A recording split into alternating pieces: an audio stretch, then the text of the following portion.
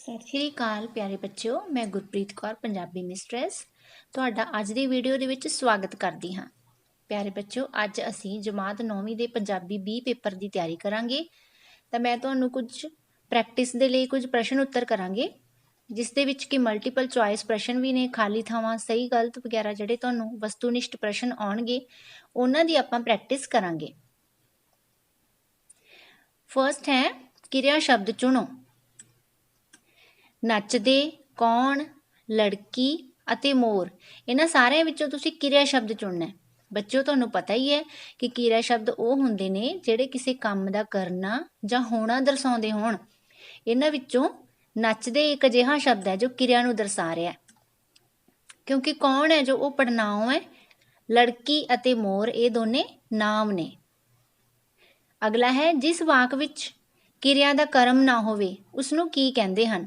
ਚਾਰ ਆਪਸ਼ਨ ਸਾਨੂੰ ਦਿੱਤੀਆਂ ਹੋਈਆਂ ਨੇ। ਕਿਰਿਆ ਦਾ ਕਰਮ ਨਾ ਹੋਵੇ ਉਸਨੂੰ ਅਸੀਂ ਅਕਰਮਕ ਕਿਰਿਆ ਕਹਿੰਦੇ ਹਾਂ।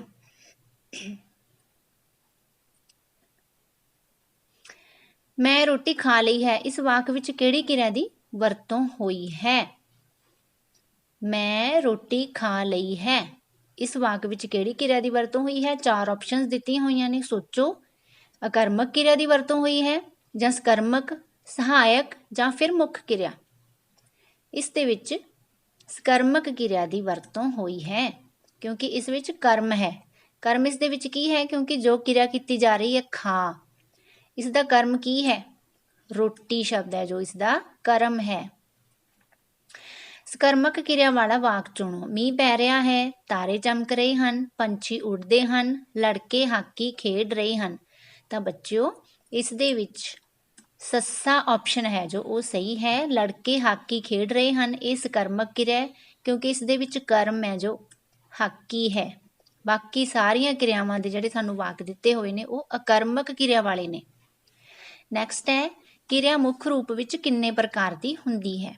ਕਿਰਿਆ ਮੁੱਖ ਰੂਪ ਵਿੱਚ 2 ਪ੍ਰਕਾਰ ਦੀ ਹੁੰਦੀ ਹੈ, ਅਕਰਮਕ ਅਤੇ ਸਕਰਮਕ। ਸੋ ਇਸ ਦਾ ਊੜਾ ਉੱਤਰ ਸਹੀ ਹੈ। ਅੱਗੇ ਹੈ ਸਹੀ ਗਲਤ। ਹੱਸਣਾ ਕਿਰਿਆ ਵਿਸ਼ੇਸ਼ਣ ਹੈ। ਹੱਸਣਾ ਸ਼ਬਦ ਕਿਰਿਆ ਵਿਸ਼ੇਸ਼ਣ ਹੈ। ਹੱਸਣਾ ਸ਼ਬਦ ਬੱਚੋ ਕਿਰਿਆ ਹੈ, ਇਹ ਕਿਰਿਆ ਵਿਸ਼ੇਸ਼ਣ ਨਹੀਂ ਹੈ। ਨੈਕਸਟ ਹੈ ਕਿਰਿਆ ਵਿਸ਼ੇਸ਼ਣ 8 ਪ੍ਰਕਾਰ ਦੇ ਹੁੰਦੇ ਹਨ। ਬਿਲਕੁਲ, ਕਿਰਿਆ ਵਿਸ਼ੇਸ਼ਣ 8 ਪ੍ਰਕਾਰ ਦੇ ਹੀ ਹੁੰਦੇ ਹਨ। ਦੂਰ ਕਾਲਵਾਚਕ ਕਿਰਿਆ ਵਿਸ਼ੇਸ਼ਣ ਹੈ, ਇਹ ਗਲਤ ਹੈ, ਕਿਉਂਕਿ ਦੂਰ ਹੈ ਜੋ ਉਹ ਕਾਲਵਾਚਕ ਕਿਰਿਆ ਵਿਸ਼ੇਸ਼ਣ ਨਹੀਂ ਹੈਗਾ, ਬਲਕਿ ਸਥਾਨਵਾਚਕ ਹੈ। ਅੰਦਰ ਸਥਾਨਵਾਚਕ ਕਿਰਿਆ ਵਿਸ਼ੇਸ਼ਣ ਹੈ, ਇਹ ਸਹੀ ਹੈ। ਸੱਚਮੁੱਚ ਕਾਰਣਵਾਚਕ ਕਿਰਿਆ ਵਿਸ਼ੇਸ਼ਣ ਹੈ। ਸੱਚਮੁੱਚ ਸ਼ਬਦ ਹੈ ਜੋ ਕੀ ਇਹ ਕਾਰਣਵਾਚਕ ਕਿਰਿਆ ਵਿਸ਼ੇਸ਼ਣ ਹੈ। ਗਲਤ ਹੈ, ਨਹੀਂ, ਇਹ ਕਾਰਣਵਾਚਕ ਕਿਰਿਆ ਵਿਸ਼ੇਸ਼ਣ ਨਹੀਂ ਹੈਗਾ। ਅੱਗੇ ਖਾਲੀ ਸਥਾਨ ਭਰਨੇ ਹੈ। ਡੈਸ਼ ਸਹੀ ਸਮਾਸੀ ਸ਼ਬਦ ਹੈ। ਹਾਲ ਤੋਰ, ਹਾਲ ਚਾਲ। ਜਿਸ ਤਰ੍ਹਾਂ ਕਿ ਸਾਨੂੰ ਪਤਾ ਹੀ ਹੈ ਕਿ ਜਿਨ੍ਹਾਂ ਸ਼ਬਦਾਂ ਦੀ ਬਰਾਬਰ ਸੁਰ ਨਿਕਲਦੀ ਹੋਵੇ ਉਹ ਸਮਾਸੀ ਸ਼ਬਦ ਹੁੰਦੇ ਨੇ। ਇਹਨਾਂ ਵਿੱਚੋਂ ਹਾਲ ਚਾਲ ਸ਼ਬਦ ਹੈ ਜਿਹੜਾ ਇਹ ਸਮਾਸੀ ਸ਼ਬਦ ਹੈ।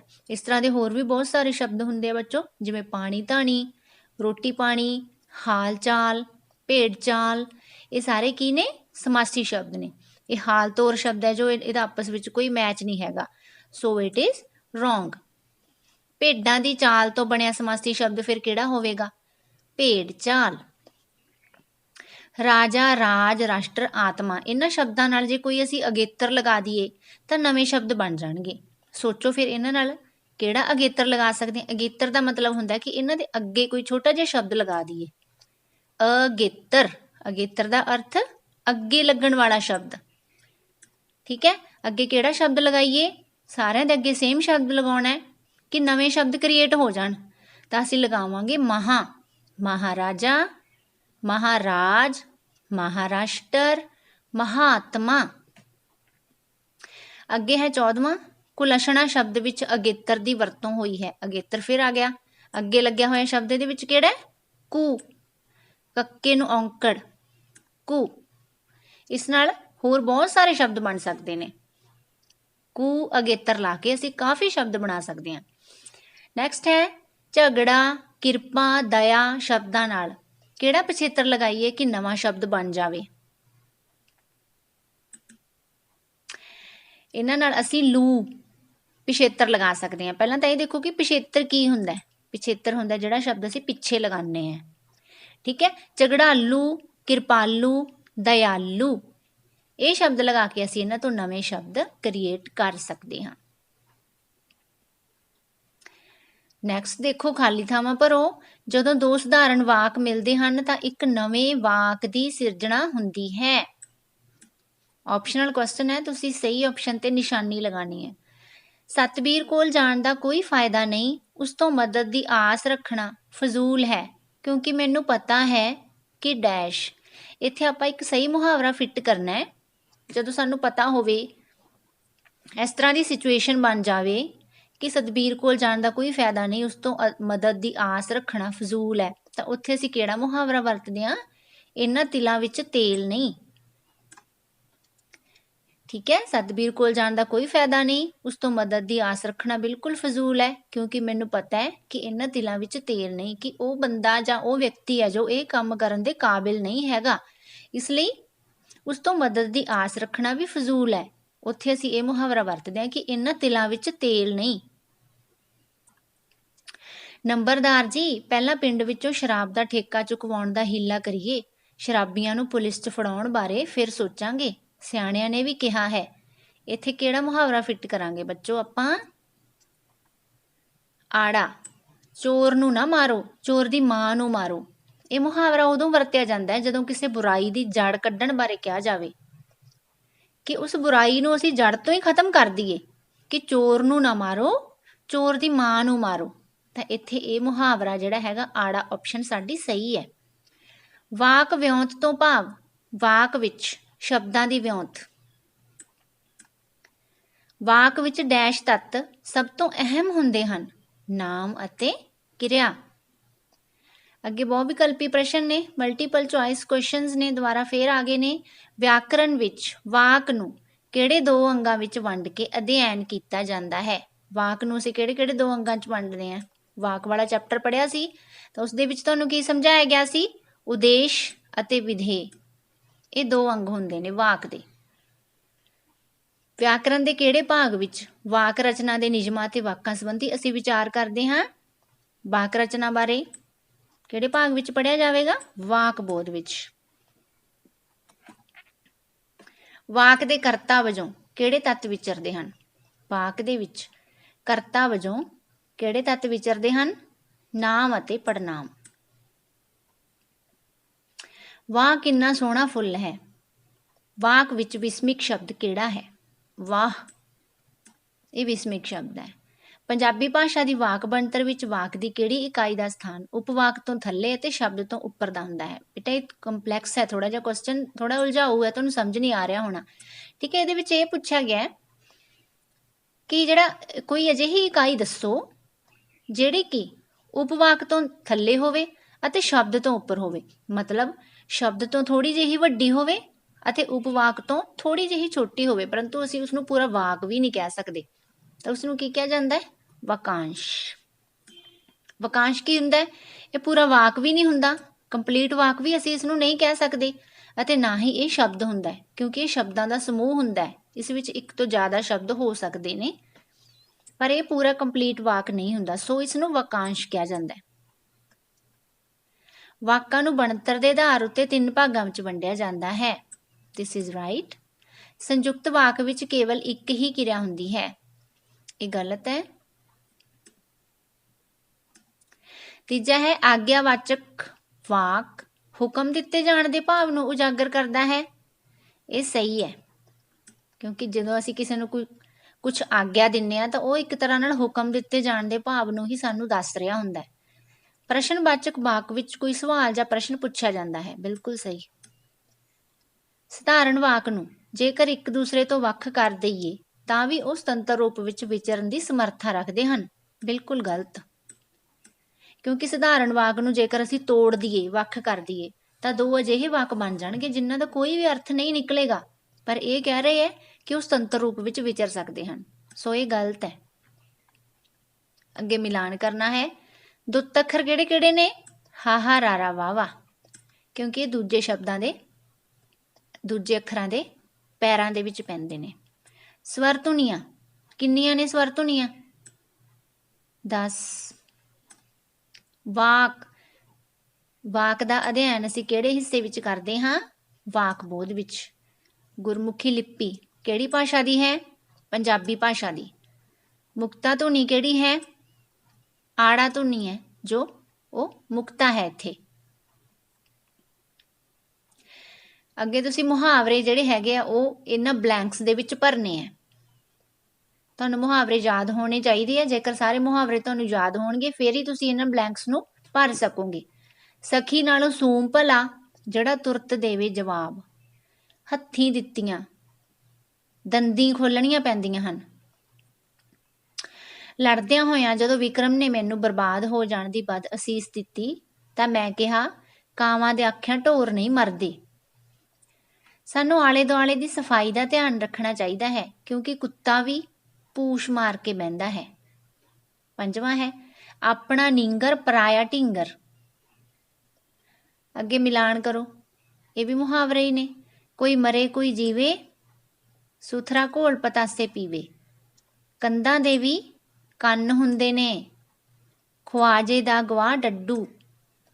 ਸੱਦੀ ਨਾ ਬੁਲਾਈ ਮੈਂ ਲਾੜੇ ਦੀ ਤਾਈ। ਠੀਕ ਹੈ, ਇਹ ਮੁਹਾਵਰੇ ਹੋ ਗਏ। ਅੱਗੇ ਸਹੀ ਗਲਤ ਹੈ। ਸੁੱਕਣੇ ਪਾ ਛੱਡਣਾ, ਇਸ ਦਾ ਅਰਥ ਹੁੰਦਾ ਹੈ ਬਹੁਤ ਉਡੀਕ ਕਰਨੀ। ਇਹ ਸਹੀ ਹੈ। ਹੱਥ ਵਿਖਾਉਣਾ ਮੁਹਾਵਰੇ ਦਾ ਅਰਥ ਹੈ ਮਦਦ ਕਰਨੀ। ਇਹ ਗਲਤ ਹੈ, ਕਿਉਂਕਿ ਹੱਥ ਵਿਖਾਉਣਾ ਦਾ ਅਰਥ ਹੁੰਦਾ ਹੈ ਬਹਾਦਰੀ ਵਿਖਾਉਣੀ। ਸੁੱਕੇ ਬਾਗ ਹਰੇ ਹੋ ਜਾਣਾ ਮੁਹਾਵਰੇ ਤੋਂ ਭਾਵ ਹੈ ਚੰਗੇ ਦਿਨ ਆਉਣਾ। ਬਿਲਕੁਲ ਸਹੀ। ਸਿਰ ਮਾਰਨਾ ਮੁਹਾਵਰੇ ਤੋਂ ਭਾਵ ਹੈ ਡਰ ਜਾਣਾ। ਗਲਤ, ਕਿਉਂਕਿ ਸਿਰ ਮਾਰਨਾ ਦਾ ਅਰਥ ਹੁੰਦਾ ਹੈ ਨਾ ਕਰਨਾ ਜਾਂ ਇਨਕਾਰ ਕਰ ਦੇਣਾ। ਸਿੱਕਾ ਜੰਮਣਾ ਮੁਹਾਵਰੇ ਦਾ ਅਰਥ ਹੈ ਰੋਹ ਪੈ ਜਾਣਾ। ਸਹੀ। ਇੱਕ ਅੱਖ ਨਾਲ ਵੇਖਣਾ ਮੁਹਾਵਰੇ ਤੋਂ ਭਾਵ ਹੈ ਸਭ ਨੂੰ ਬਰਾਬਰ ਸਮਝਣਾ। ਬਿਲਕੁਲ ਸਹੀ ਹੈ ਇਹ। ਰਾਜੇ ਮਹਾਰਾਜਿਆਂ ਦੇ ਜ਼ਮਾਨੇ ਵਿੱਚ ਜੇਕਰ ਕੋਈ ਉਹਨਾਂ ਦਾ ਵਿਰੋਧ ਕਰਦਾ ਸੀ ਤਾਂ ਉਸਨੂੰ ਮਾਰ ਦਿੱਤਾ ਜਾਂਦਾ ਸੀ। ਇਸ ਲਈ ਇੱਥੇ ਕਿਹੜਾ ਮੁਹਾਵਰਾ ਢੁਕਵਾਂ ਹੈ? ਅਲਖ ਮੁਕਾਉਣਾ। ਕਿਸੇ ਨੂੰ ਮਾਰ ਦੇਣਾ, ਕਿਸੇ ਦੀ ਅਲਖ ਮੁਕਾ ਦੇਣੀ। ਜੇ ਘਰ ਵਿੱਚ ਮਾਤਾ ਜਾਂ ਪਿਤਾ ਸਖਤ ਸੁਭਾਅ ਦੇ ਹੋਣ ਤਾਂ ਉਹਨਾਂ ਦੀ ਹਾਜ਼ਰੀ ਵਿੱਚ ਬੱਚੇ ਚੁੱਪ ਜਿਹੇ ਰਹਿੰਦੇ ਹਨ। ਤਾਂ ਇੱਥੇ ਕਿਹੜਾ ਮੁਹਾਵਰਾ ਆਵੇਗਾ? ਉੱਚਾ ਸਾਹ ਨਾ ਕੱਢਣਾ। ਕਿ ਜਿਹੜੇ ਮਾਤਾ ਪਿਤਾ ਸਖਤ ਸੁਭਾਅ ਦੇ ਹੋਣ ਉਹਨਾਂ ਸਾਹਮਣੇ ਬੱਚੇ ਉੱਚਾ ਸਾਹ ਨਹੀਂ ਕੱਢਦੇ। ਵਿਧਵਾ ਅਮਰਜੀਤ ਕੌਰ ਦੇ ਦੋਵੇਂ ਬੱਚੇ ਵਿਦੇਸ਼ ਵਿੱਚ ਪੜ੍ਹਨ ਗਏ ਹਨ। ਇਕੱਲੀ ਹੋਣ ਕਰਕੇ ਉਹ ਬਹੁਤ ਉਦਾਸ ਰਹਿੰਦੀ ਸੀ, ਜਿਸ ਕਰਕੇ ਉਸਨੇ ਆਪਣੀ ਭੈਣ ਨੂੰ ਆਪਣੇ ਕੋਲ ਬੁਲਾ ਲਿਆ। ਚੰਗਾ ਹੀ ਕੀਤਾ। ਕਹਿੰਦੇ ਨੇ ਕੱਲੀ ਤਾਂ ਲੱਕੜ ਵੀ ਨਹੀਂ ਬਲਦੀ। ਇਹ ਅਖਾਣ ਹੈ ਬੇਟਾ। ਵਰਿੰਦਰ ਨੂੰ ਨਕਲੀ ਪਨੀਰ ਬਣਾ ਕੇ ਵੇਚਣ ਦੇ ਜੁਰਮ ਵਿੱਚ 2 ਸਾਲ ਦੀ ਕੈਦ ਹੋ ਗਈ। ਜੇਲ੍ਹ ਵਿੱਚ ਮਿਲਣ ਆਈ ਉਸਦੀ ਮਾਂ ਨੇ ਕਿਹਾ, ਦੇਖ ਲੈ ਪੁੱਤ, ਹੱਥੀਂ ਦਿੱਤੀਆਂ ਦੰਦੀ ਖੋਲਣੀਆਂ ਪੈਂਦੀਆਂ ਨੇ। ਕਿਸੇ ਨੂੰ ਲਾਰਿਆਂ ਵਿੱਚ ਰੱਖਣ ਨਾਲੋਂ ਤੁਰਤ ਜਵਾਬ ਦੇਣਾ ਚੰਗਾ ਹੁੰਦਾ ਹੈ, ਕਿਉਂਕਿ ਸਿਆਣਿਆਂ ਨੇ ਕਿਹਾ ਹੈ, ਸਖੀ ਨਾਲੋਂ ਸੂਮ ਭਲਾ, ਜਿਹੜਾ ਤੁਰੰਤ ਦੇਵੇ ਜਵਾਬ। ਅੱਗੇ ਮਿਲਾਨ ਕਰੋ। ਸੁੱਕਣੇ ਪਾ ਛੱਡਣਾ ਦਾ ਕੀ ਅਰਥ ਹੈ? ਪਹਿਲਾਂ ਕਰਕੇ ਹਟੇ ਆਪਾਂ, ਦੱਸੋ, ਆਪਣੇ ਆਪ ਸੋਚੋ। ਸੁੱਕਣੇ ਪਾ ਛੱਡਣਾ ਦਾ ਅਰਥ ਹੈ ਬਹੁਤ ਉਡੀਕ ਕਰਵਾਉਣੀ। ਹੱਥ ਵਿਖਾਉਣਾ ਮੁਹਾਵਰੇ ਦਾ ਕੀ ਅਰਥ ਨਿਕਲੇਗਾ?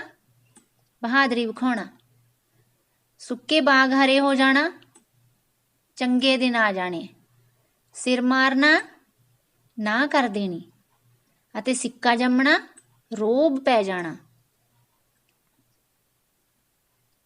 ਸਹੀ ਗਲਤ ਹੈ। ਭਾਸ਼ਾ ਦੀ ਪੜ੍ਹਾਈ ਦੇ 2 ਮੁੱਖ ਅੰਗ ਹਨ। ਇਹ ਗਲਤ ਹੈ। ਪਿਜਨ ਤੋਂ ਭਾਵ ਕੰਮ ਚਲਾਊ ਭਾਸ਼ਾ ਹੁੰਦੀ ਹੈ। ਇਹ ਸਹੀ ਹੈ। ਵਿਆਕਰਨ ਦੇ ਅੰਗ ਅਰਥ ਬੋਧ ਵਿੱਚ ਧੁਨੀਆਂ ਦਾ ਅਧਿਐਨ ਕੀਤਾ ਜਾਂਦਾ ਹੈ।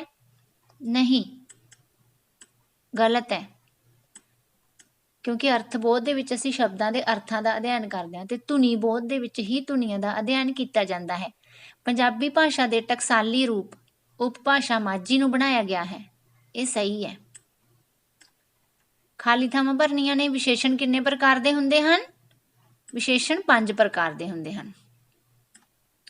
ਵਾਕ ਵਿੱਚ ਕੰਮ ਕਰਨ ਵਾਲੇ ਨਾਮ ਜਾਂ ਪੜਨਾਮ ਨੂੰ ਕੀ ਕਿਹਾ ਜਾਂਦਾ ਹੈ? ਕਰਤਾ ਕਿਹਾ ਜਾਂਦਾ ਹੈ। ਕਰਤਾ ਕਾਰਕ। ਸੱਦੀ ਨਾ ਬੁਲਾਈ ਮੈਂ ਲਾੜੇ ਦੀ ਤਾਈ। ਆਪਣਾ ਨੀਂਗਰ ਪਰਾਇਆ ਢੀਂਗਰ।